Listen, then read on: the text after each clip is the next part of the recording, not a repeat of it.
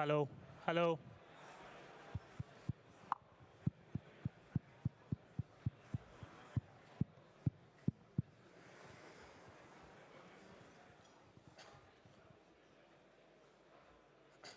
Can we make the slides appear?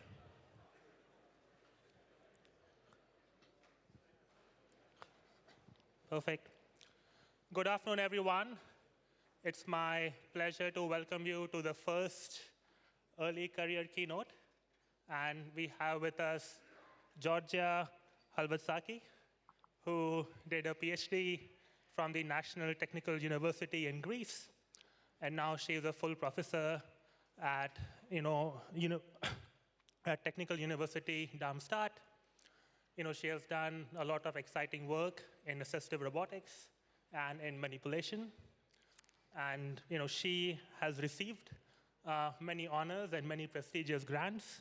For example, the Emmy Noether Grant and the ERC Starting Grant and many others.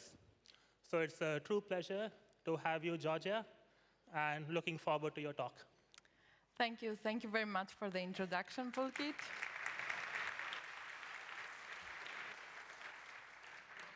So, hello, everyone.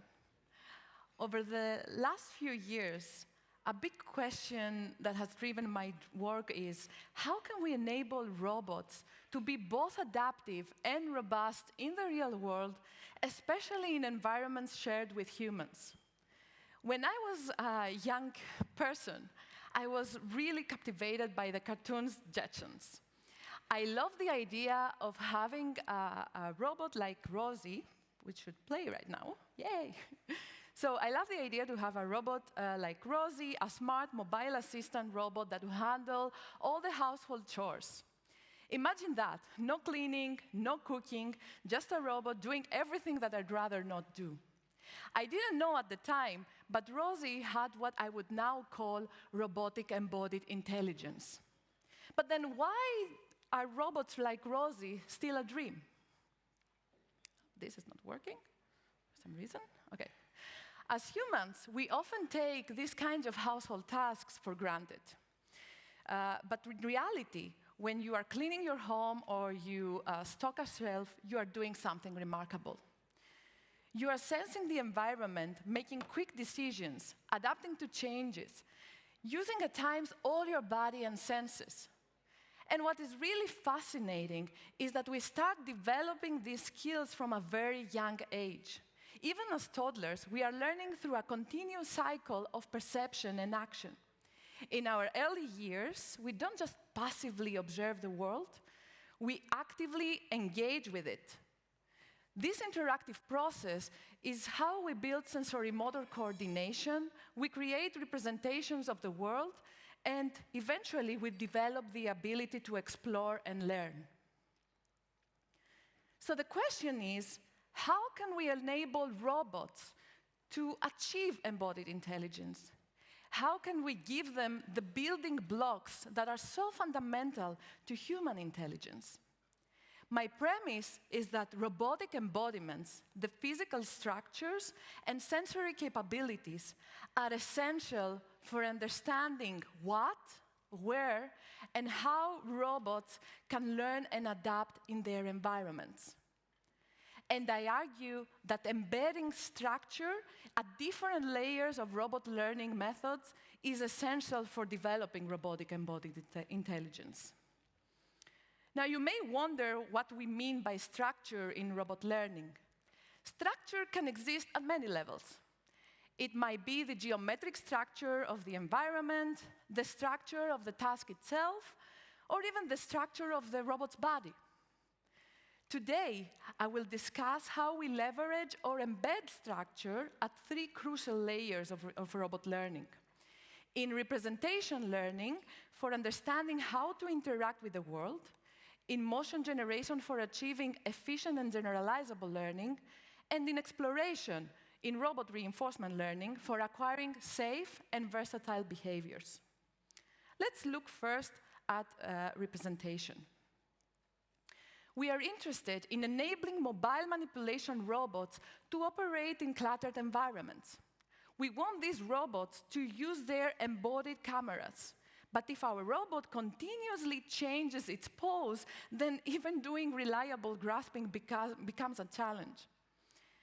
Our assumptions are that such robots should be able to perform 60 grasping with partial scene information, ideally from a single view and from any random viewpoint.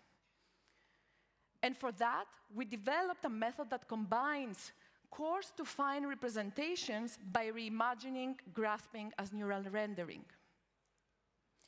Starting from a 3D TSDF voxel grid, we train a scene-level feature volume by scene reconstruction. We then use the implicit occupancy to perform global surface rendering to complete the scene, and then we can sample grasps even at parts of the scene that that were not visible from our original view. After that, we perform local surface rendering by attaching virtual cameras around the robot gripper to learn features that describe how the robotic gripper and the object surface interact, given some 60 pose of this robot gripper. We then combine the 60 pose information as well as local and global featurized points to then learn to predict grasp quality. And all this is trained end-to-end. On top of that, we can add semantics regarding object affordances so that we can directly predict 60 grasp affordances in cluttered scenes. Here you can see some examples of our robot operating grasp in different cluttered scenes, random scenes that we have created in our lab, scenes that were unseen during training. And as you can see, the robot is able to declutter, and also we can deploy some reachability metric to even select with which arm we want to execute the grasp. Here you can also see an example of the grasp affordance execution. The robot has to understand which part of the scene and which object carries this affordance. And then, for example, here for the cat, it selects to grasp the scissors from the handle.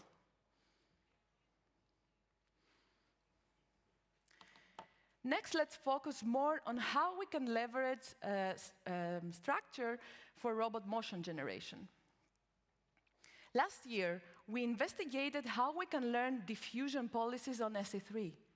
In particular, we focused on learning a grasp diffusion field that can be used as cost function for gradient-based motion planning. In the classical setting, we would first sample grasps from some generative model, and then solve a grasp condition motion planning problem to find a robotic trajectory that passes through this grasping pose. We argue that jointly reasoning about grasps and feasible trajectories can lead to more efficient grasp and motion planning. Therefore, we propose to represent the grasp selection process directly as optimizing an energy or else a cost function. Starting from an initial noisy grasp in SE3, we can learn the cost, and in particular, its gradient, by diffusing the noisy pose to a good one within our target distribution. We trained our network to jointly learn an implicit SDF of the object, together with the prediction of the grasp energy using denoising score matching. And to properly represent the space in SE3, we used well-known tools from Lie algebra. Here you can see some grasp generation for a wide range of objects from ShapeNet. But now that we have our SE3 grasp energies, we can use differential forward kinematics to connect the configuration space of the robot to the SE3 task space and jointly optimize both grasp pose and trajectory through a joint optimization problem using stochastic Langevin gradient descent. And what is cool about representing grasps as costs is that now you can effectively compose them with other cost functions that can be either learned or handcrafted. Here we perform a pick and place in different configurations of the scene where the whole trajectory is resolved in a single optimization problem. While the previous method gives us high-quality, smooth trajectories, we are also interested in highly reactive and adaptive robot policies for the low-level action execution. Therefore, our desiderata includes three main aspects. First, high-frequency control for faster response and recovery. Secondly, spatial understanding to interpret the relationship between the objects and the robot. And finally, the ability to generalize to different settings. To achieve these goals, we introduce action flow, a policy class that is SE3 equivariant, accurate, and efficient through the use of spatially symmetric flow matching generative models. Unlike diffusion models that generate data by progressively denoising samples, starting from pure noise, and then create data through a sequence of steps that gradually refine the output, flow matching models learn continuous flows that map data distributions directly, enabling smooth one-step transformations without the need for iterative denoising processes, making them, therefore, much faster for inference. To capture now the spatial relations between observations and actions, we introduce an SE3 invariant transformer. We represent observations and actions as SE3 poses, which are processed and featurized by our SE3 invariant transformer, meaning that we build an internal representation that it is invariant to global SE3 transformations. However, since our target output is the vector field of the action distribution, we end up with a locally SE3 equivariant action generation model. But how do we craft such a model? Inspired by AlphaFold, which recently got a Nobel Prize, we introduced invariant point attention layers in the structure of a common transformer architecture to handle spatial relationships. The IPA is a specialized attention mechanism that operates on 3D poses rather than absolute coordinates. This allows it to maintain rotational and translational invariance, which is critical if we want to understand the spatial relationships of complex 3D structures. In essence, the features are being projected into 3D points within their local reference frames, and then distances and orientations are being calculated between the points in order to get attention scores between the queries and the keys, focusing on the relative geometry rather than the absolute positions. This approach makes IPA especially powerful for tasks that require understanding of spatial configurations invariant to movement or rotations, a principle that we now introduce in robotics for spatially aware action policies. Here we see some results showing that action flow can perform accurate motion generation, is equivariant to new state configurations that were unseen during training. But if you want to know more, meet Nicholas at the MRMD workshop on Saturday. But now, let's shift from the fine-grained reactive manipulation policies to a broader level of interaction with mobile manipulation. There we encounter a new challenge: how to actively coordinate the robot's entire body in complex and structured environments to efficiently complete tasks, especially, for example, in the absence of prior 3D scene mapping or when people move things around in the scene. While active perception is a well-known field, and as a strategy, it has been deployed thoroughly in scene reconstruction, structure from motion, and so on, in mobile manipulation, we need to balance information gathering with task-specific actions to enable these robots to effectively navigate and interact purposefully in cluttered scenes. In this problem setting, we focus on a mobile grasping task, though our approach can be extended beyond pick and place. We assume again that we have only observations from an embodied camera that delivers robot-centric partial scene information. Then we can instruct the robot to fetch the mug from the table, and we can also use open vocabulary object detector to detect and approximate target object area once the object is detected in the RGB image. In Act per MoMA, our method, We balance scene understanding with embodiment coordination and action generation. At every time step, we integrate RGBD information to build a volumetric representation of the scene. Then we sample feasible base goals around this approximated target object area. We also sample feasible whole body poses towards those goals. Then we compute pathwise costs while penalizing collisions with the currently discovered scene. Our objective is to balance expected information gain and task executability. We execute the first action from the best path, and we sample new goals for the next time step based on the currently revealed scene.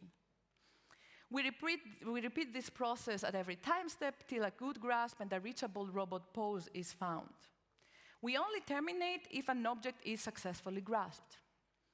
To give you a bit more insight how we calculate, for example, the pathwise information gain, we compute the expected information gain as the number of rear side voxels that are going to be revealed if you place the robot in certain viewpoints with respect to the target area. And then we collect all these information gains, we discount them by the path length, and then we sum all the information gains across the path. For the task executability, since now we are dealing with grasping, we first generate grasps from the current TSDF using some pre-trained grasp generation model, and we filter them to get stable, high-quality grasps. For defining the robot pose at the end of the path, we score the reachability of high-quality grasps. We select the grasp with the maximum score, and then we discount again this score by the path length, because we want efficiency. Here you can see a comparison of our approach act per MoMA with a next best view approach that is commonly used for scene reconstruction. In the next best view approach, the agent will try to reconstruct the scene, and once a grasp is being found, it has to drive itself towards the grasp and execute the grasping action. As you can see, though, it ends up in some sort of zigzaggy motion. It may take longer paths than expected because it just wants to reconstruct as much information as possible, while our approach is much smoother and effectively balances the scope that it is to effectively find and grasp the object of desire. Here is an example from the real-world experiment. So we randomize the scene and the robot initial position. The robot starts with initially exploring the environment to detect the approximate target area using some object detector. Here, for example, is the mustard bottle, and then it starts the active perception, the act per MoMA process. And effectively, once it finds a good grasp, it will place itself immediately in a very good, reachable position to execute the grasp. But currently, we are very interested in enabling whole body manipulations. And for that, we extend the action space of whole body teleoperation to allow controlling contact with other parts of the body of the robot beyond the end effector. Rather than treating the robot's end effector as the only tool for manipulation, we are starting to think of the entire body of the robot as a manipulation system. Imagine, for example, a robot using both its hand and elbow to complete a task. We aspire to enable robots to understand what parts of their body they need to use based on what they perceive to efficiently and safely complete contact-rich tasks. Let's see two examples here, where the robot, for simplicity, only uses the left arm. The robot has to open an articulated object like a cupboard or drawer, retrieve an object from within, and then use its elbow to close the door while satisfying additional task constraints, like not overturning the glass. And to complete the task, it has to coordinate both its base and its upper body while maintaining contact with the elbow. If you want to know more about this work, reach out to Sophie at the WBCM workshop. Finally, reinforcement learning is a valid approach to learning complex goal-oriented tasks. Yet exploration has always been one of the most challenging aspects, especially for acquiring safe and versatile behaviors. Neural representations like deep sign distance fields can give us smooth, continuous functions for defining safety constraints. But how can we use them for learning complex interactions? We argue for an approach to safe reinforcement learning that exploits the topology of the constraints. In particular, we gather both equality and inequality constraints to form the constraint function. Now, note that these constraints can also involve learned ones, like the deep sign distance fields. We then map the robot actions to the null space of the constraint function, such that the actions are always tangent to the manifold. This approach ensures locally safe behaviors that are active both during training and inference, effectively leading to safe policies. Here, the robot has to deliver a glass of water to the human while not overturning the glass, avoid the collisions with itself and the table, as well as the moving human. To define the obstacle avoidance constraints, we use pre-trained deep sign distance fields for all objects involved. The human was instructed to not pay attention to the robot.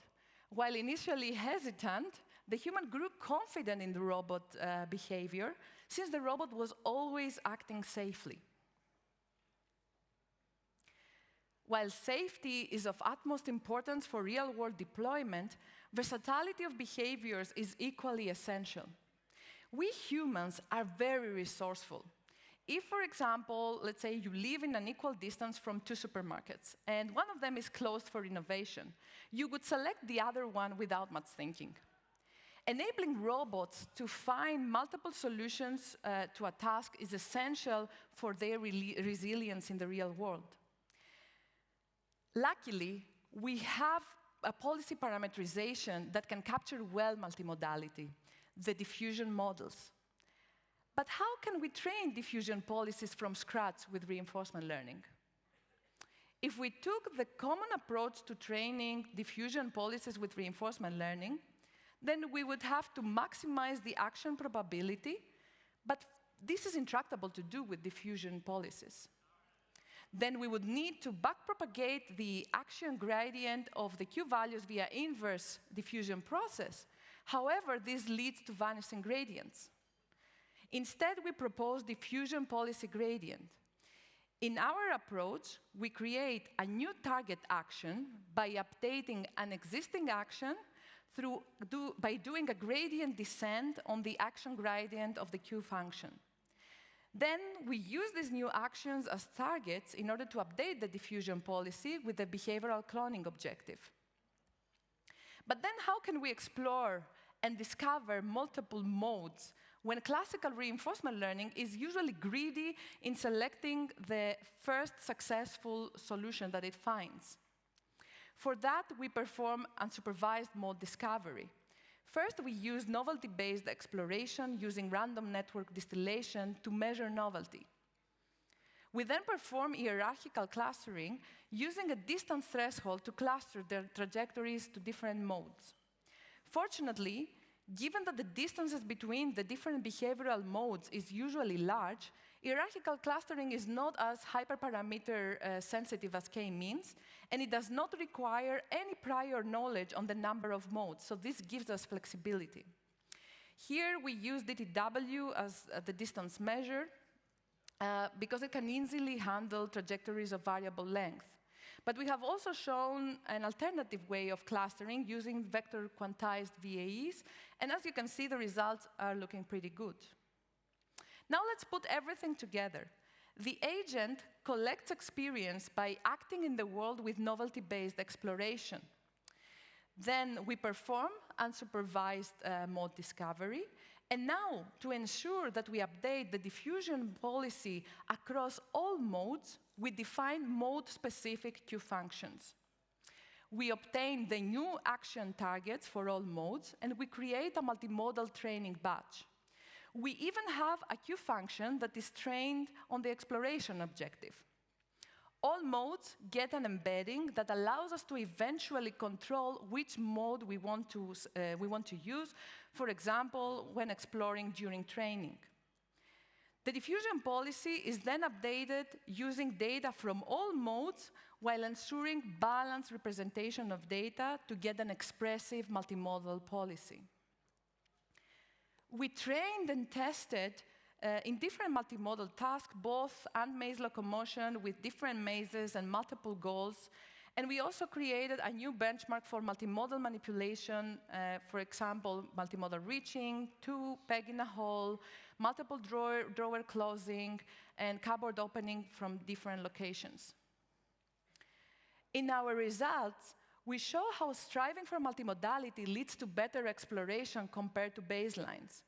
Even if baselines use, for example, diffusion models as policy parameterization, since they do not explicitly account for the issues inherent in traditional reinforcement learning, they end up under-exploring. But we also demonstrate robustness in new unseen settings when the agent has to online replan its path if a solution is blocked by new, random, previously unseen obstacles.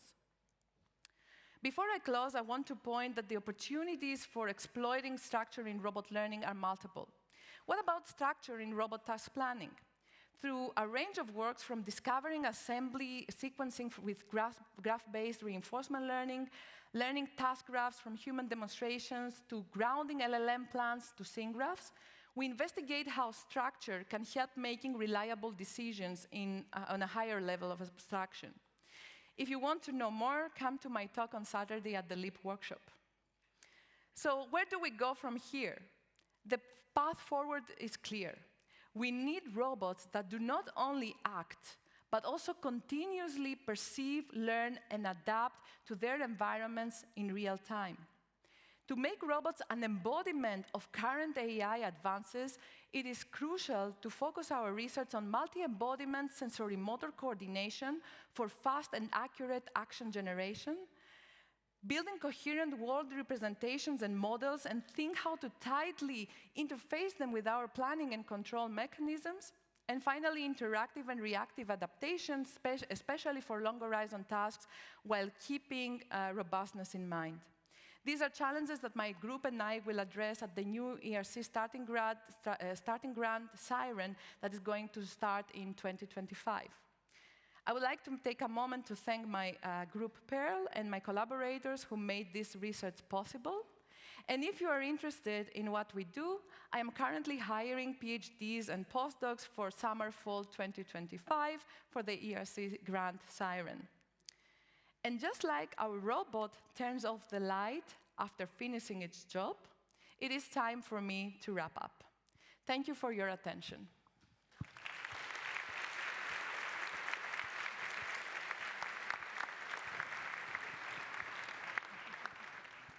So we have time for one question, and there are mics available if anyone wants to ask a question.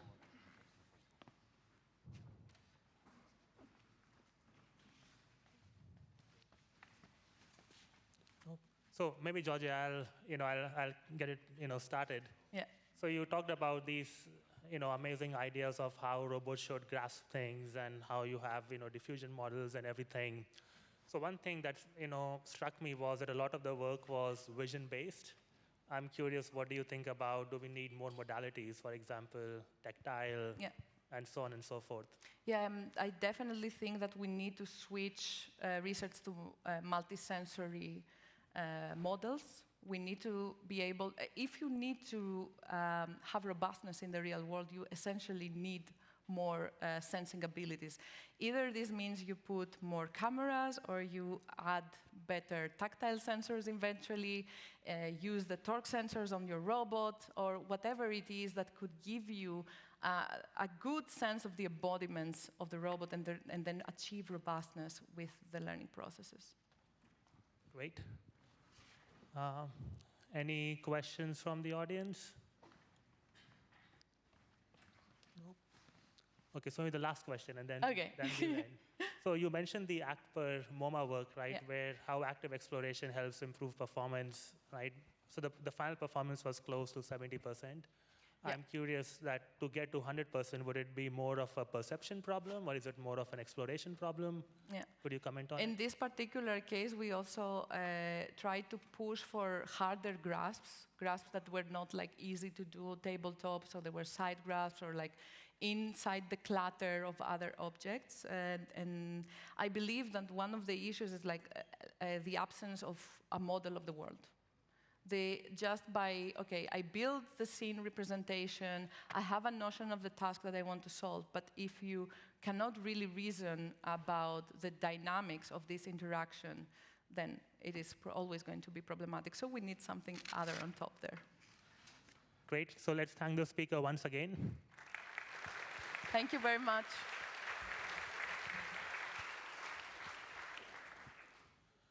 And now we'll switch gears to our oral session, which is being led by Animation Dhruv.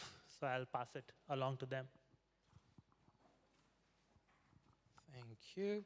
Can we have all the speakers in the front?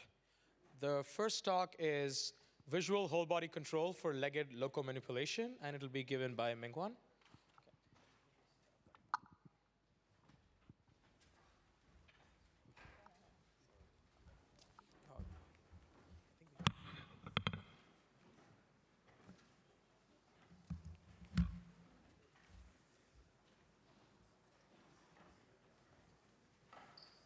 Okay, so my name is Minghuan Liu. So I'm very glad to share our work for legged local manipulation. And this is a work joined with Zixuan, Xuxing, Yendong, Rizhao, Ruihan, and Professor Xiaolong. So as we all know, that symmetrical works for quadruped locomotion. There are many great works that make quadrupeds to work on complicated terrains.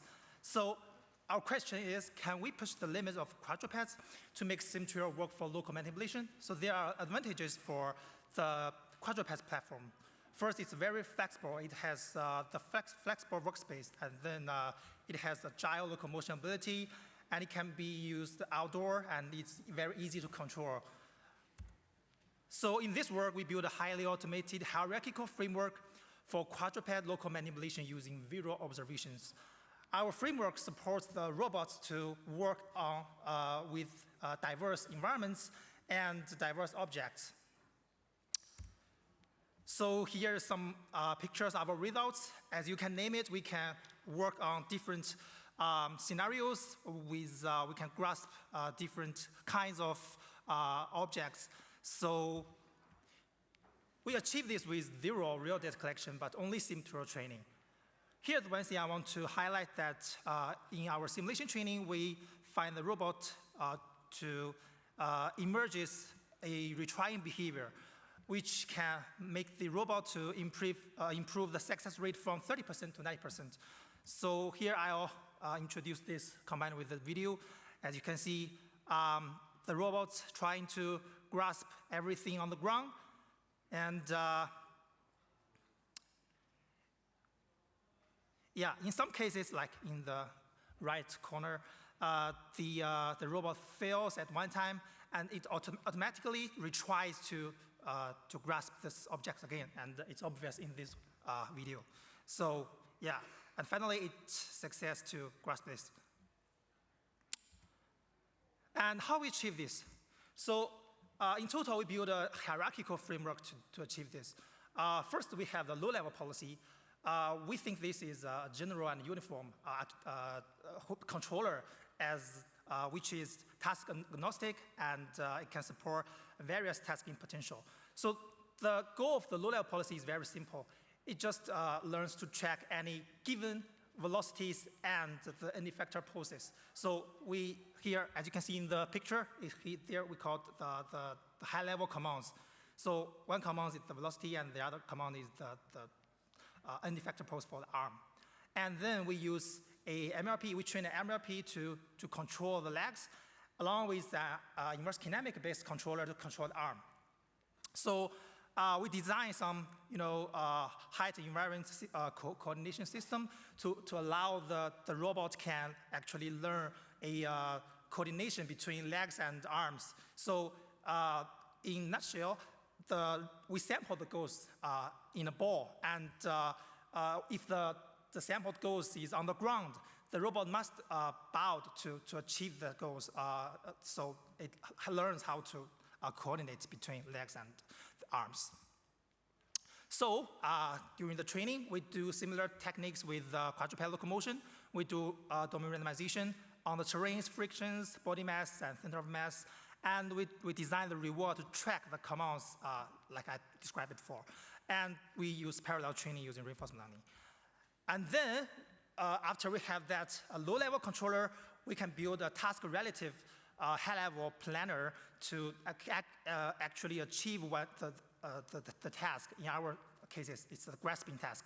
We train a policy to grasp objects from different heights. And here we use a teacher-student architecture. First, we have a teacher. The teacher is privileged information, and the privileged information include the object point clouds and the poses of them. We find that using such a privileged policy is much more time efficient and performance effective than we train a visual motor policy directly using reinforcement learning. So we first train a teacher policy, and during the training, we do domain randomizations to learn a robust planner.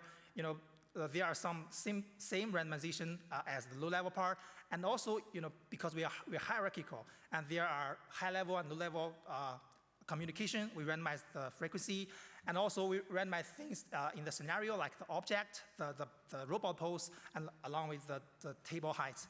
And there are also other techniques. For example, we do action delay. This is common user tricks for we give the robot the output of the last time step of the policy. And we do command curriculum. This curriculum actually, first we give a large command, velocity command, so that the robot will learn faster. And then, in order to do sim trial in a safe way, we clip the velocity in a small range. And we do a reward curriculum to make sure that the robot can finally learn a stable behavior. And also, we find out we add a trick. We name that the object randomly change the positions so that to make sure that robots can always learn a retrying behavior. And the last one is that we want the robot to actually learn a behavior that it first stop and grasp the object. So we give this, we force the robot to stop. We force the velocity to be 0 when it decides to close its gripper. So it can learn, as you can see in the video, it just stops and grasps. So this is also parallel train with reinforcement. So after we have a teacher, we distill it into visual motor student policy. The student policy observes what the robot can observe in the real world. We use two kinds of visual inputs. First one is the segmentation mask, and the other one is the segmentation depth. So we also do the same randomization as a teacher, and in order to align with the real world, we introduce the camera latency in our simulation training. So this is our sim3 robots. We have a Unitree B1 robot, which is mounted with two D435 depth cameras, one on the gripper, one on the front, and we have two computers on board. And in the simulation, we train 33 YCB objects. We divide it into 7 categories, and we can generalize into various objects in the real world, which is not not be seen in the simulation. So it learns to generalize because we have depth information. So here is some numerical results we get from the simulation. We do some ablation study. For the teacher, we remove the shape feature, the privileged information. And we also compare with the floating baseline. So here I want to highlight something. First one, we find that you can see the numbers actually is not the highest we have achieved in our simulation because but the number is actually the one that can be really used for sim trial. You can always hack good results in the simulation, but that cannot be used in the real world. And we also find some fail mode in our simulation. The student policy is much more easier to fail, as it may lose the visual track of the object. Because if you have the teacher, we give them the privileged information, always know where is the object. And we also find that the long box, the bottle, and the drill drop the most, indicating that exact shape information may be important for this kind of objects. So here's how we do our experiment in the real world. We have developed a tool we named the tracking SAM. Actually, it's a tracking model, AOT, with the segmentation, anything. And in our real world, we first allow human to click, and it can automatically segment this part. And then after the initialization,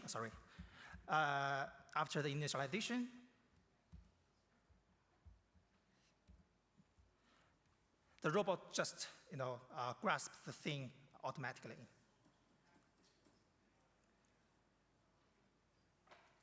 Yeah, so basically in this part, in every start for every object, we need human to annotate this object, but we can make it a fully autonomous pipeline using some new models like grounding dyno, something.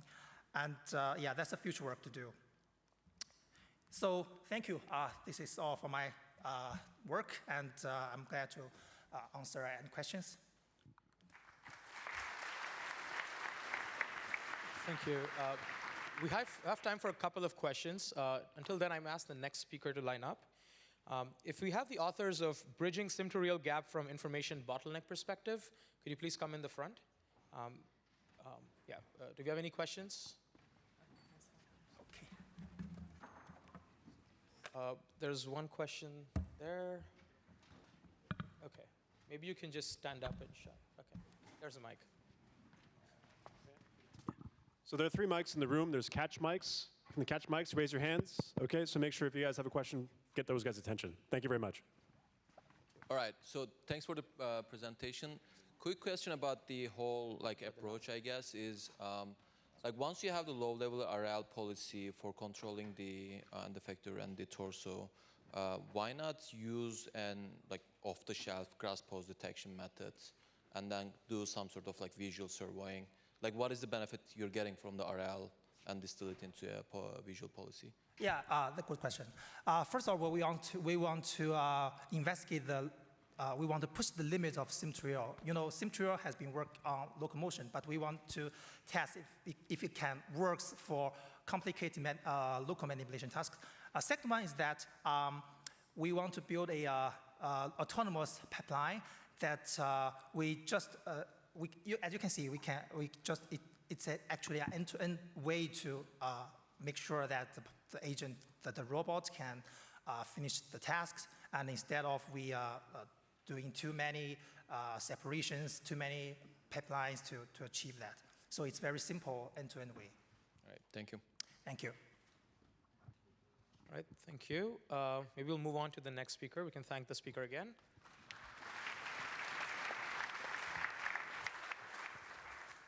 The next talk is Environment Curriculum Generation via Large Language Models, given by William Liang. Okay. Hi, everyone. I'm Will. I'm a senior undergraduate at the University of Pennsylvania, and I'll be presenting Eurekaverse, Environment Curriculum Generation via Large Language Models. On a high level, our work investigates how we can use large language models, or LLMs, to generate a diverse variety of environments for curriculum learning and simulation. Our method is general purpose for any robotics task, and we apply it to quadruped parkour, as you see here. First, let's take a look at the background in recent literature. As its name suggests, curriculum learning trains policies through a task curriculum, starting at an easy difficulty and then getting harder as the policy improves. This idea has powered many impressive prior works, such as this prior parkour policy from Stanford. They have a very creative curriculum, and it's clear that it was designed by experienced researchers with expertise in this domain. They first allow the quadruped to penetrate the obstacles, which allows the policy to gradually learn to overcome them. And then they turn on collisions, training the policy with real physics. This framework is necessary to progressively learn the complex behaviors for quadruped parkour, but it's hard to imagine developing these systems for every difficult robotics task we want to achieve. Yet, if we look back a few years, curriculum learning is widely applicable and effective. Here, for example, a curriculum controls the reward and domain randomization for learning robust locomotion. So is there a way to automatically create an effective curriculum? In another corner of the field, There are algorithms in theory for unsupervised environment and curriculum design. But there's a distinct difference in tasks. Prior works focus on relatively simple environments, such as grid rolls or 2D simulations. And to the best of our knowledge, designing for real-world robotics remains underexplored. So we ask the question, can we autonomously design environments and curriculums for robotics? To motivate our method, we've seen prior work effectively use LLMs to write programs and optimize solutions for some objective. And our past works have leveraged them to generate reward functions and domain randomizations to great effect. Fortunately, environments can also be specified as code. And similar to reward and domain randomization, they also require reasoning and engineering to get right. For instance, here are snippets of 2 terrain functions from a prior work. And as we zoom out, and there's lots of parameters and design choices to make, making it a great opportunity to optimize via the LLM. And our method, on a high level, uses the LLM to co-evolve environments and agents together. We improve environments using feedback from training the agents, and as the agents improve, we make the environments more hard and complex, thereby forming a curriculum. Now, to go into a bit more detail, first, we prompt the LLM with a system prompt and a single in-context example. Here we apply our method to quadruped parkour, which has a structured and rich environment space of obstacle course terrains. And the course is defined as a 2D array, which contains the height of evenly spaced points on the ground, as well as a list of goal coordinates, which the agent must reach. With this prompt and example, the LLM outputs Python code setting the values of the heights and goals, and this builds the course shown here, with the platforms and ramps, and also the dots indicating goal positions. So this is our first step, and afterwards, we have a set of terrains for training. We train multiple policies in parallel on a partition of these terrains, and afterwards, we want to figure out which terrains were good for parkour learning. To do so, we'll evaluate each policy on all generated terrains to find which one can generalize and is best overall. And then we'll evolve the best one's terrains for the next iteration. We also ask the LLM to make the terrains easier or harder depending on the number of goals reached, as well as other training statistics. And now, with this new set of generated terrains, we'll continue training the best policy, again in parallel on a partition, and this process repeats. And after a handful of iterations, we can then deploy the final policy in real-world courses. And now for our experiments, we designed 28 diverse obstacle courses to test the policy's generality, and we spread 8 goals along each course. So the policy performance is defined as the number of goals reached before falling or forcing a reset.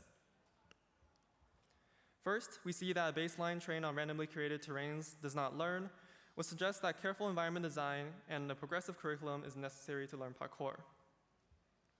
Second, we also train a policy on human design environments from prior work, extreme parkour, and we see that the policy quickly learns but plateaus.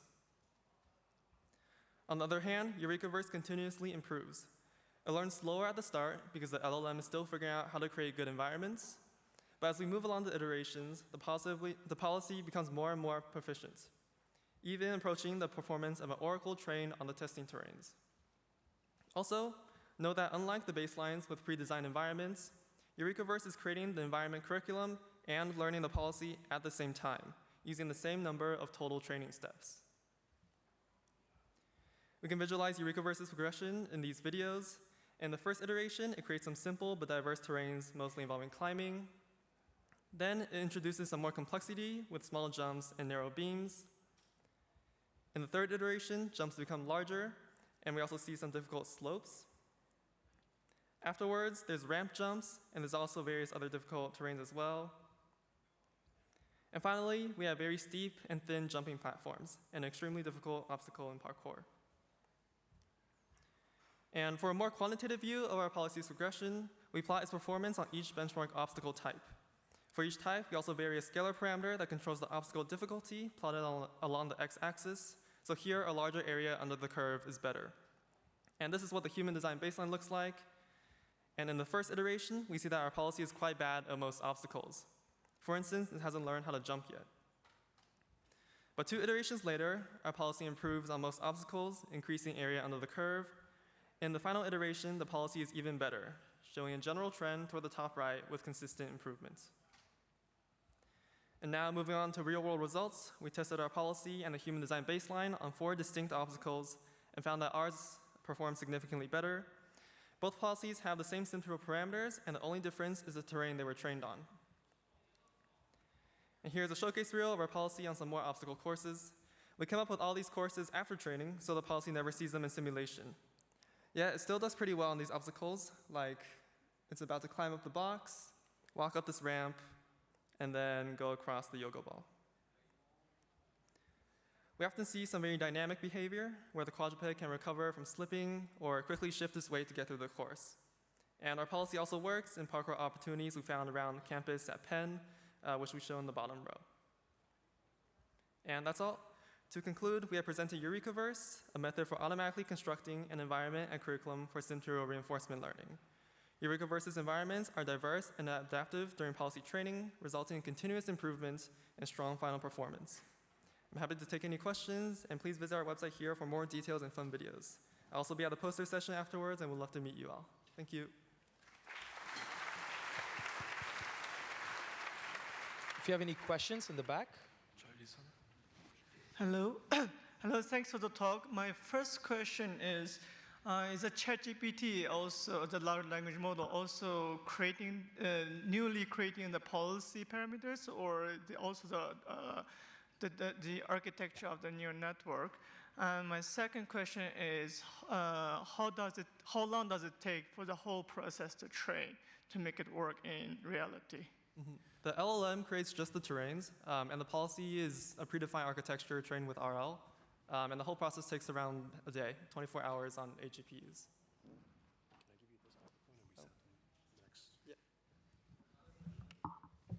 Yeah.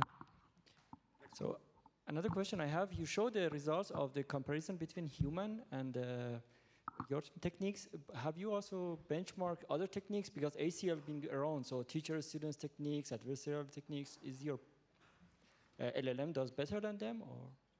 So we're comparing mainly the terrains that they were trained on, because our method is focused on creating the physical ground that the quadruped is walking. So here we're comparing straight with the human design obstacle courses that were used in prior work. Okay. I don't know if they take more questions.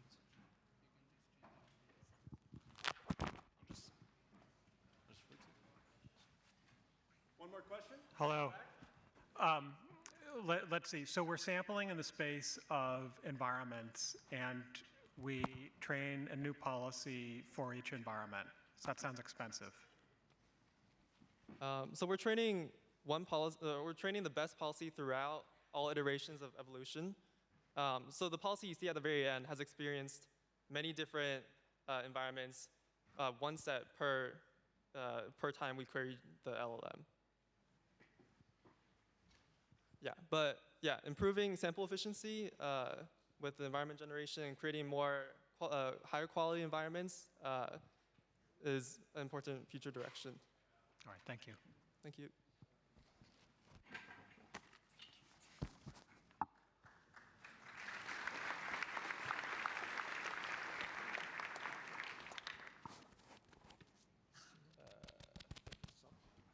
Yeah, okay, great. All right, the third speaker is Haoran He, presenting Bridging the Sim-to-Real Gap from the Information Bottleneck Perspective. Okay, thank you. Good afternoon, everyone. Today, it's an honor for me to present our paper, Bridging the Sim-to-Real Gap from the Information Bottleneck Perspective. Before presenting our method, let me introduce the concept of sim-to-real gap. Most reinforcement learning technologies primarily operate in simulated environments, and their applications in real-world settings remain a significant challenge. There are two kinds of solutions to address this problem. One is to train the RL policy in the real world, which means the agent could interact with the environment directly. However, this is dangerous. At the initial training stage, the agent has no knowledge about the environment. It doesn't know which actions are allowed and which actions are prohibited. As a result, it will generate random actions that can put the agent at risk. The other solution is to train the RL policy in simulator and then transfer the well-trained policy in the real environment. This process is also known as sim-to-real transfer. However, because there exists the sim-to-real gap from the between simulators and real environments, it is still challenging for such transfer and guarantee the policy's performance in the real world. So what's a sim-to-real gap?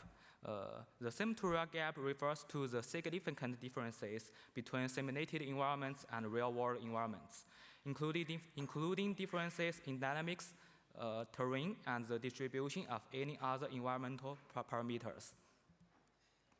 How can we bridge the sim-to-real gap? Previous methods mainly rely on teacher-student distillation. The teacher policy is not in simulator where privileged information such as environmental parameters are accessible. And the student policy, which is a deployable policy in real world, learns to extract the presentations of privileged information from history to imitate the behavior of the teacher.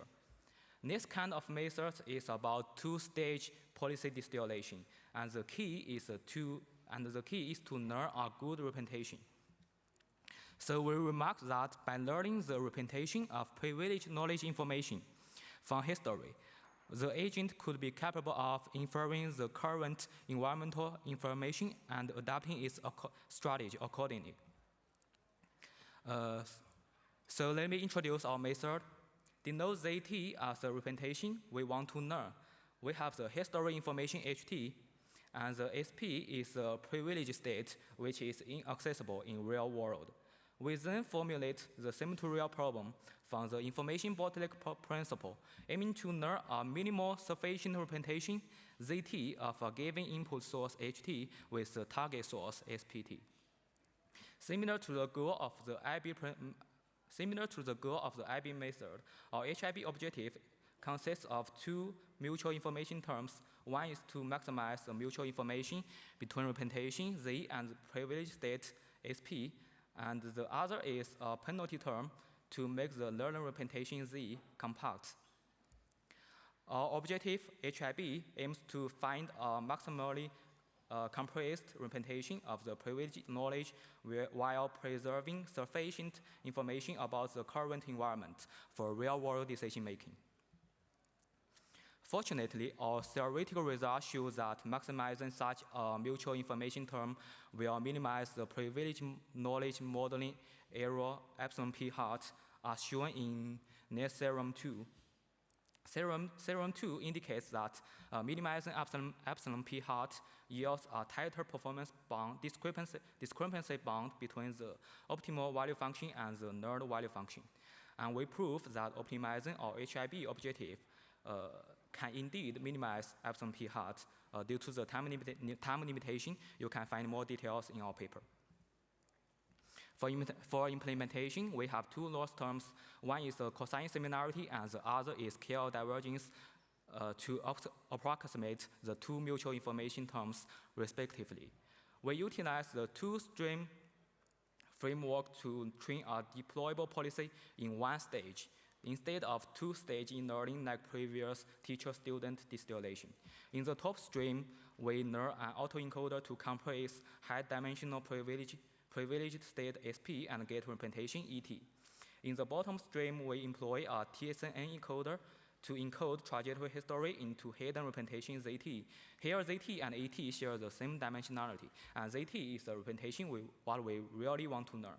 And then ET and ZT are processed by the target projector and the online projector to obtain YHT and YT respectively. They are used to compute the cosine similarity. Note that we also leverage the RL objective to train our policy and TSN encoder, and HIB can be combined with any RL algorithms to help learn a good task-relevant representation ZT. So we have 3 loss functions in total for gradient update: cosine similarity, KL divergence, and RL loss. We show extensive simulation experiments with unseen dynamic parameters or morphology parameters. These are the results of 3 different tasks from DeepMind Control Suite benchmark, where the testing environments are out of distribution compared with the training environments. unseen dynamic parameters, including varying friction, mass, and damping. And the morphology parameters include varying lengths of front legs and back legs of a robot. HIB achieves the best performance in almost all the testing tasks in this table. To investigate the ability of HIB in modeling the privileged knowledge, we visualize the latent representation nerd by HIB and student policy via TSNE. Here, blue color below represents the ground truth, and the red color represents the learned representation. From the results shown in this figure, we find that the student agent trained by teacher-student distillation can only recover part of the privileged knowledge, covering the bottom left and the upper right of the true privilege distribution. In contrast, the null representation of HIB has almost the same distribution as privilege information. This may help explain why our method outperforms other baselines and generalizes to out-of-distribution scenarios without significant performance degradation. We deploy the HIB policy trained in the simulator on a real-world robot without any fine-tuning. This video illustrates the performance of a HIB in the real world. It can travel any kinds of terrains, and it is robust to external disturbance. In the left, for the two hard cases, you can observe that only HIB complete them without falling. So in conclusion, learning a good representation is significant for sim-to-real transfer. And we propose a lower policy generalization method called HIB that follows the IB principle. Future work could consider recovering multimodal privileged knowledge, such as RGB images, which is more high-dimensional and complex. So thanks for your listening. Welcome to reach out to me at tomorrow poster session. Now I'm happy to take any questions. Questions?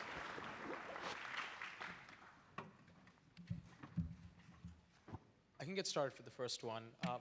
I'm very curious how you think about the perception side of sim-to-real.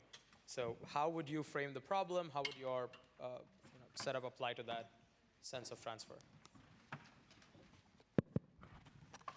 Okay, sorry, please repeat your question. The last sentence, I don't listen clearly. Yes, I'm curious how your framework also applies to the perception side of sim-to-real. When you have a gap in the visual observations, how would you formulate it in this current setting? Yeah, it is a good question. So the perceptions between the simulator and real environment is different. So this poses a significant challenge for us to deploy a policy training simulator to real world. In our paper, we use some techniques like domain randomization to guarantee the distribution in the simulator to match the distribution in real world. However, it is not enough to guarantee the perception in simulator and the environment is same. So we propose to infer the privileged knowledge in real world by learning the representation ZT. Thank you. Are there any more questions? In that case, let's thank the speaker again. Thank you, Dhruv. Next up, we have learning quadruped locomotion using differentiable simulation, and we have Yunlan Song talking about it. Check. Okay. Good afternoon, and my name is Yunlan, and I just finished my PhD at the Robotics and Perception Group at the University of Zurich. And today, I would like to present our work on learning quadruped locomotion using differentiable simulation. And this work is also done in collaboration with Professor Sambae Kim from MIT. So throughout the history, the problem of quadruped locomotion control has started from simple template models and combined with cascaded control design. And this representation, template representations, is very simple, like slip models, but they are very effective. And later, optimal control method was used to solve more complex problems. And the main advantage of optimal control is that you can formulate very complex optimization problem and use more complex models within one optimization framework. It has achieved impressive result in controlling different type of robot, such as the Boston Dynamic Spot and also MIT Mini Cheetah. And since 2019, 2017, reinforcement learning has been the core approach that drives the research in quadruped locomotion, especially going beyond lab environment, going into the wild, like locomotion over challenging terrains. It seems like reinforcement learning is the final answer, especially nowadays given the open source of many codes. Bachelor students can easily train a very powerful reinforcement learning controller for solving very complex locomotion problems. However, when it comes to more complex problems like vision-based inputs, reinforcement learning alone is insufficient. It is generally nowadays, we see many presentations, many work that combine reinforcement learning with imitation learning in order to solve vision-based navigation tasks. And the fundamental reason that we still need imitation learning as the second stage of the training is because reinforcement learning is sample inefficient. And this limitation motivates this work. And we aim to answer this question: can we speed up policy optimization? So we can take inspiration from another approach, optimal control. Optimal control is very sample efficient in a sense that it solves the optimization problem very efficiently. And the reason is that it uses the models to compute the gradient. On the other hand, reinforcement learning does not use the model to compute the gradient. It simply do samples and then compute the policy gradient using sample data. So the key idea of our approach is to do policy optimization using analytic gradient. This is very general formulation of policy optimization. So you have a loss function, which is a function of the state and also action. And you want to minimize this loss function using stochastic gradient descent. And the key is how can we compute the gradient. So you can expand this equation and you can get the analytic gradient. So the key component in this equation is this modification of the system dynamic Jacobians, which indicate that we need to backpropagate the gradient through the dynamics as well as through the time. And so how can we compute this analytic gradient? And this is done through differentiable simulation. The main idea about differentiable simulation is that you start from some, doesn't work. You start from some state, and then given this state, there's observation, and then you compute the action given observation and do forward propagation to roll out the trajectory. But for the optimization of the policy, you do backward propagation by backpropagating through the dynamics of your robot. It sounds simple, but it's very difficult. For instance, it requires the model to be differentiable. The objective function need to be differentiable. And in most cases, like quadruped locomotion, the dynamics is discontinuous due to the contact. And the key idea of our approach for handling discontinuous dynamics is to use surrogate gradients. Meaning, when you do forward propagation, you can use any models. This model can be black box. You can use even the real-world models. But for backward propagation, you use simple surrogate model to compute the gradient. And this surrogate model provides better gradients. And for instance, for the quadruped locomotion, we can use the Isaac Gym as a black box simulator. But for backward propagation, we can use simple single rigid body dynamics, which is continuous representation of the robot bodies. And there's an additional step because two models are different. So when you roll out the trajectory, eventually they diverge. So you need to align the state in order to make sure that the state of the robot is still grounded by the true physics. And we apply this approach to the quadruped locomotion problem. And the task is very simple here. We define a task such that the robot is required to move forward. And we only simulate one robot without any parallelization. And after roughly minutes, like 10 minutes of training with only one robot, the robot managed to walk. But we can still leverage the power of GPU, like we can still pairize the robot. And in this task, we designed a task for learning diverse locomotion skills on challenging terrains. And the skills include different gait patterns, such as pace, trot, bound, and gallop. And they walk on different terrains. And we do not pairize massively, like thousands of robots, but only 64 robots. But still, it managed to learn very quickly. And here's a comparison between DiffSim and PPO. And the blue line indicates the DiffSim, and the other one indicates the PPO. We see when pairized 64 robot, DiffSim converges much faster. When you scale the robot up to 1,000, both still manage to solve the task, but DiffSim is much faster. In terms of computation time, both approach manage to solve the problem within very similar time. We also deploy this policy in the physical world, and to my knowledge, this is the first successful sim-to-real deployment of quadruped locomotion using differentiable simulation. And the performance in terms of robustness is still not as good as PPO, but still it can be deployed to the real world. We also have some additional result on quadrotor control, and here you see my colleague Johannes. He has a drone, hold it on his hand, and he throw the drone, and the drone needs to hover, given observations purely from those dot points. And those dot points represent visual feature observations. So the drone doesn't know the true state of the robot. And in this case, it managed to solve the task very efficiently.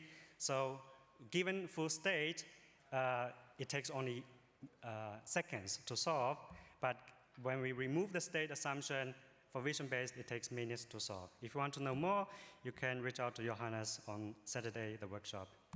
So in conclusion, policy optimization via analytic gradient greatly improve sample efficiency compared to reinforcement learning, and surrogate models allows for efficient policy training as well as sim-to-real transfer. And vision-based end-to-end control, I believe it can benefit more from differentiable simulation. Thank you.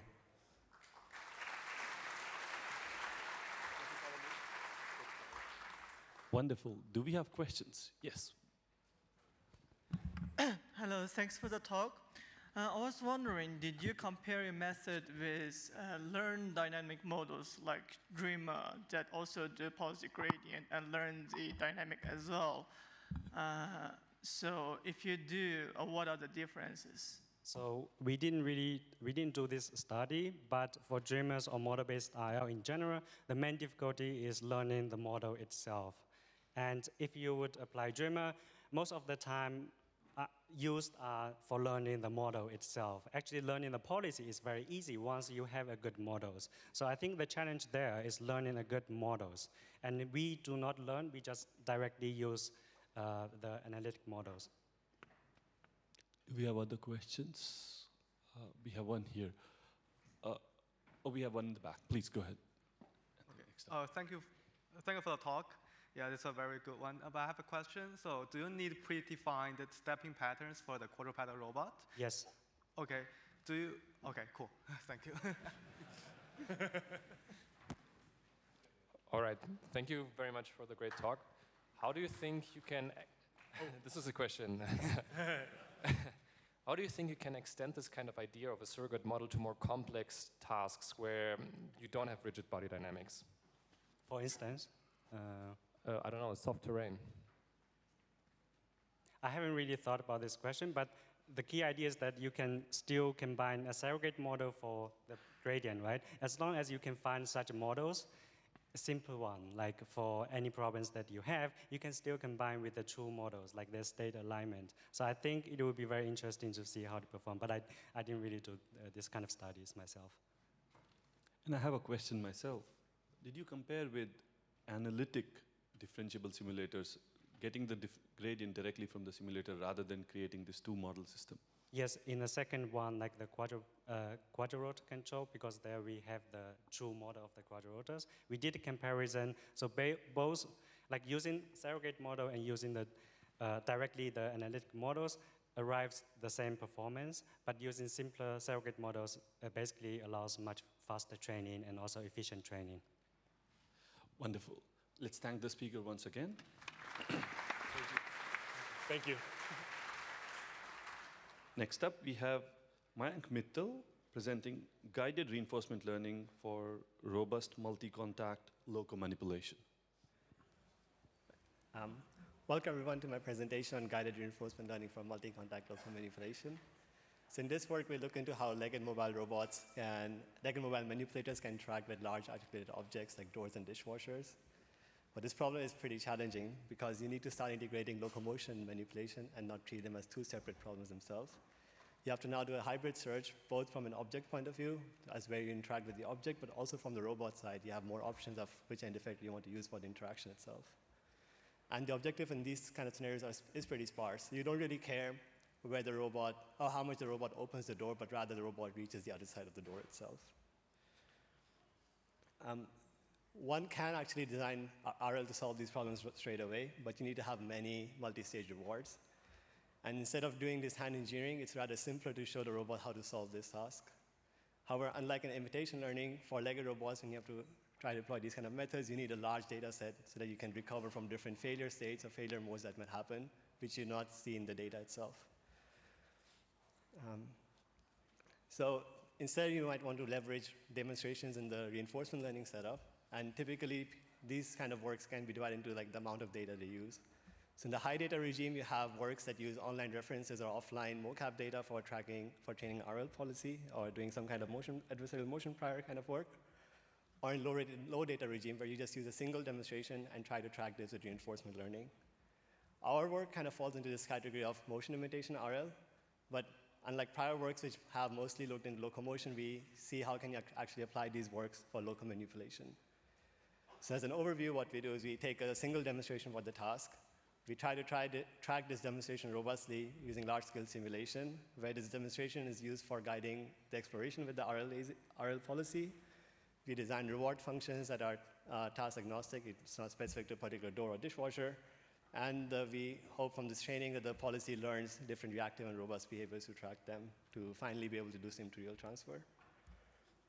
For demonstration collection, we use prior work on multi-contact planning, where the user specifies a sparse task objective as well as different affordances on the robot and the object.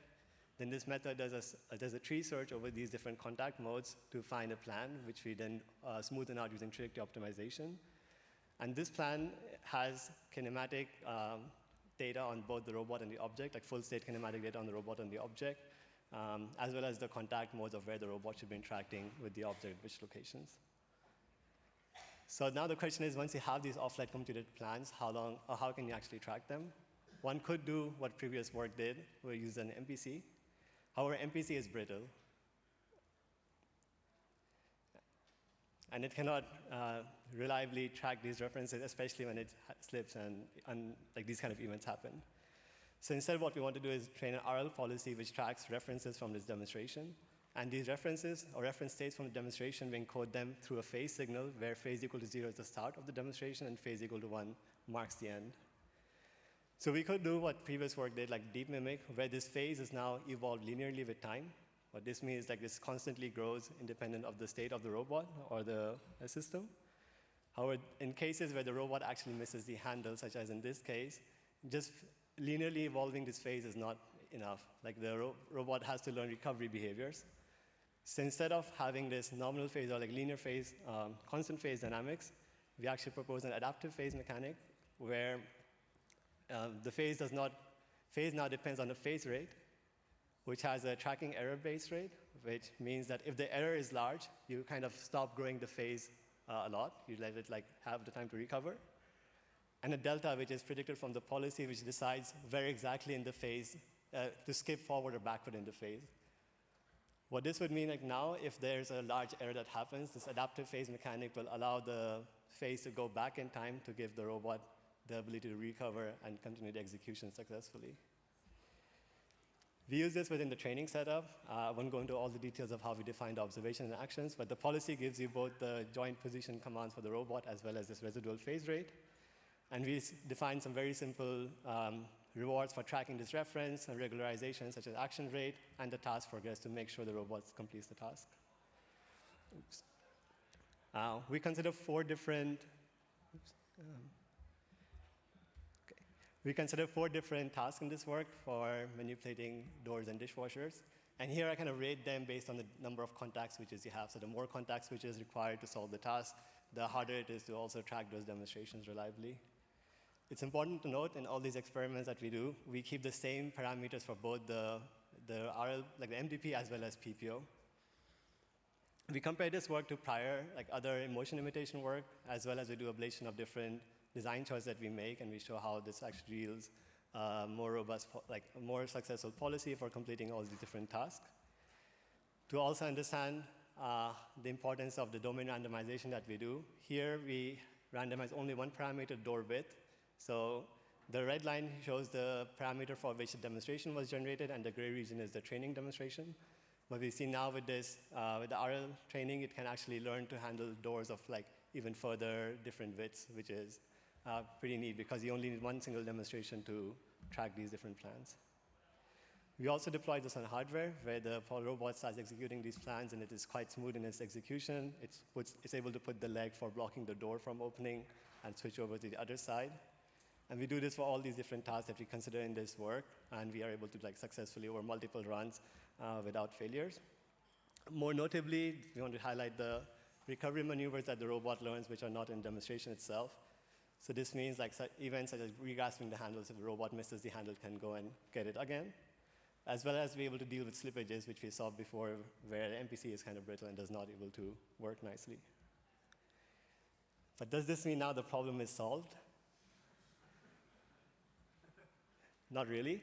So in all this work, we assume that you have access to the motion capture for the object state estimation, even though we use the state estimator for the robot, the online state estimator for the robot. And other one, we assume that the demonstration is sufficient to solve the task. What this means is that if there are two different plans required to solve the task, we are only saying that we want to robustly track them. We're not saying that we want to replan with the RL policy the entire task itself. So in summary, we propose an adaptive phase dynamics formulation for motion imitation RL. We show that you don't really need to do task-specific tuning with this setup for all these different tasks that we consider. This formulation outperforms prior motion imitation RL works, and as well as you can deploy this learned policy on hardware, and it's able to also show recovery maneuvers that are not part of the demonstration itself. So with that, thank you for your attention. I'm happy to take any questions.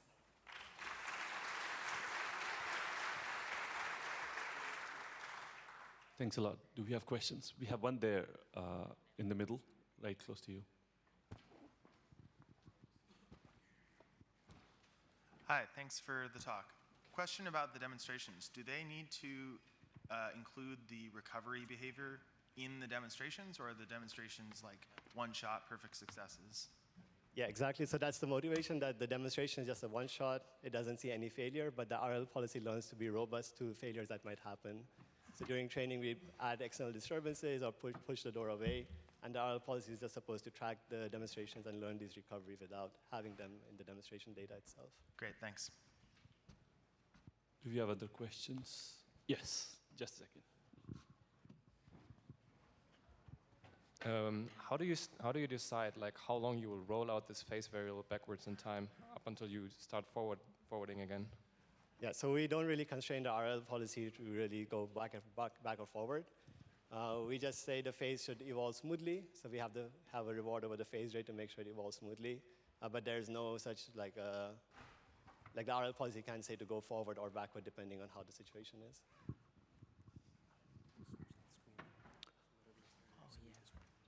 If there are no more questions, let's thank the speaker and retrieve some time. Thank you very much. Great job. Thank you. Next up, we have gameplay filters, robust zero-shot safety through adversarial imagination, and we have Yui Fuang Nguyen talking about it. All right, good afternoon, everyone. My name is Yuying Wing from Safe Robotics Lab at Princeton University, and we're working towards a scalable framework for synthesis and deployment of safety filters for high-order dynamical systems called gameplay filters. This is a collaboration with our colleagues at Google DeepMind. All right, let's look at a simple setup. We have a badly trained task policy. In this case, it's a learned locomotion policy for quadruped robots. We pass the observations to the policy to get the control action that will be passed to the systems. And so as we can see in this example, the learned motion policies can be brittle, especially when complex dynamics meets unexpected deployment conditions. So this is where safety filters can come in. So given the same setup, if we run our potentially unsafe actions into a safety filters, given the current observations, a good safety filters will filter out the potentially unsafe actions and replace them with certified safe ones so that the systems can maintain safety. So now the question here is, can we compute a perfect safety filters? Perfect here means it never oversteps and it never fails. In theory, yeah, there is a way. We can actually work from the system dynamics and compute the safety filters from there. But as the dimensions of the systems that we're trying to compute increase, then it's gradually getting impossible to compute using the system dynamics due to the curse of dimensionality. So in practice, no, we cannot do that. Right, so our goal in this work is to synthesize safety filters for complex robotics dynamics to maintain zero-shot safety across deployment conditions, one that is general, robust, and work in real time.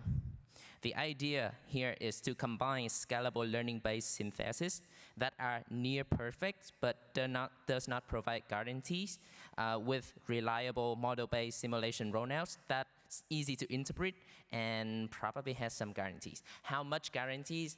Let's take a look at it. Right, specifically, the way we do it is we learn the best effort safety policy versus the worst case sim to real gap by pitting the robots against the simulators in a zero-sum RL games. So instead of the naive sim models, we use uncertain dynamics and formulate the Ritchie-Isaacs equations. The base algorithms that we're using follows Isaacs, which is the adversarial RL versions of soft actor-critics, which you can take a look in that paper. And in the more recent line of works, we have a way to prove the convergence of the methods. Right, so gameplay filter is a predictive safety filters. It can work with an arbitrary safety policy that we call fallback.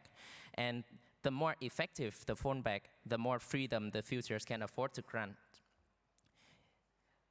So this means that during runtimes, our gameplay filters maintain safety by continually played out imagined safety games between the best learned controller and the disturbance, and it only blocks the task policy that could lead to losing future games. It continues to do so on the way to maintain safety for the systems.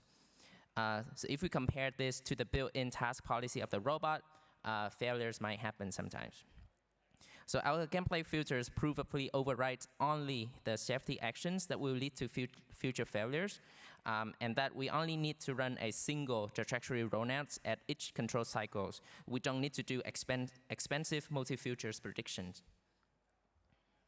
All right, so let's look at some of the examples, experiments that we run.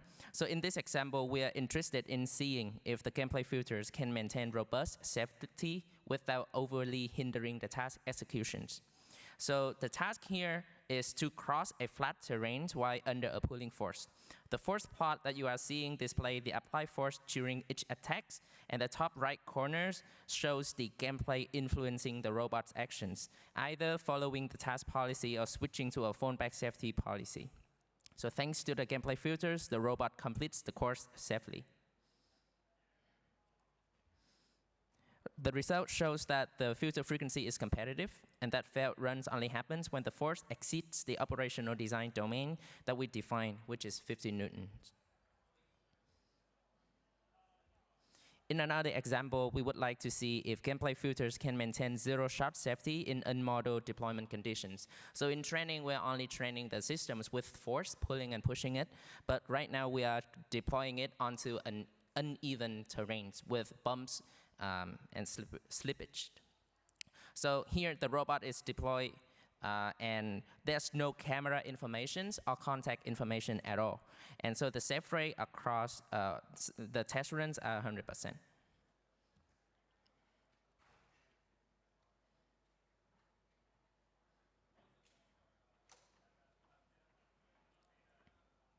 So comparing to other alternatives policies for the robots, here we are comparing it with the safety critics filters that reads directly from the Q networks that we train.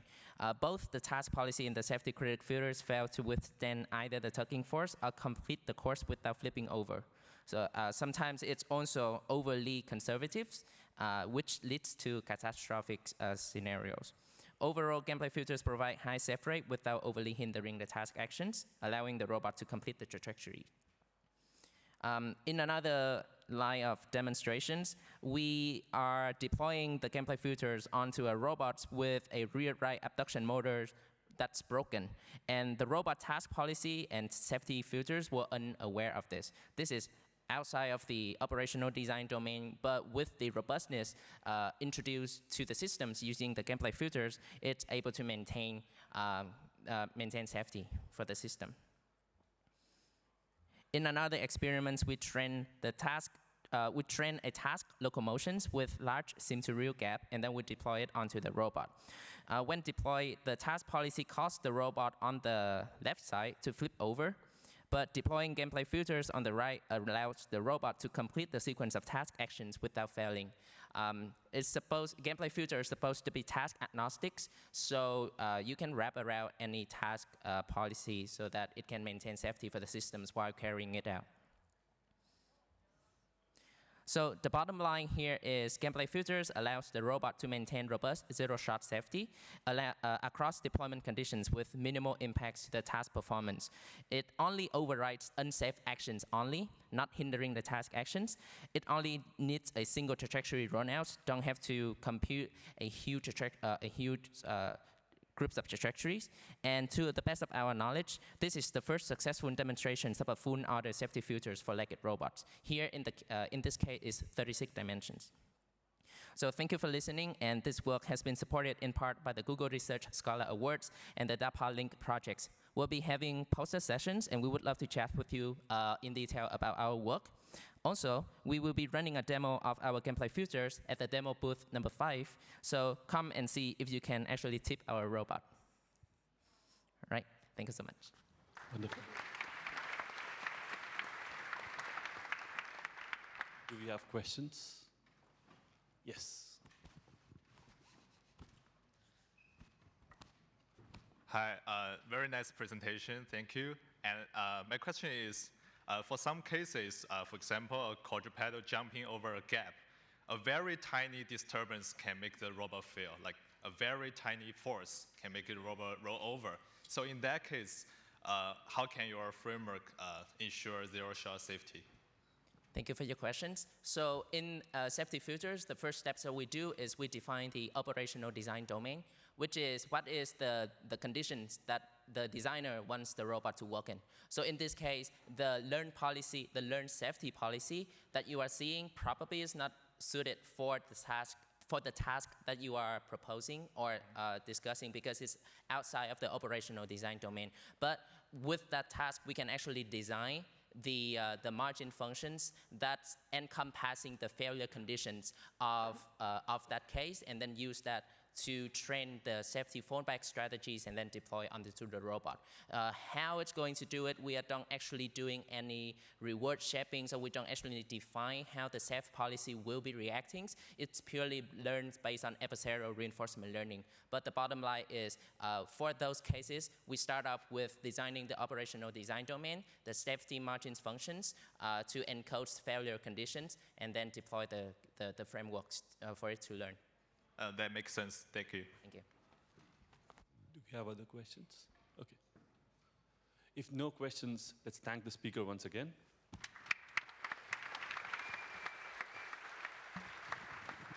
Yeah, so this concludes our oral session, and we have a coffee break, and there are demos outside, and we'll resume at 4 for our first keynote talk.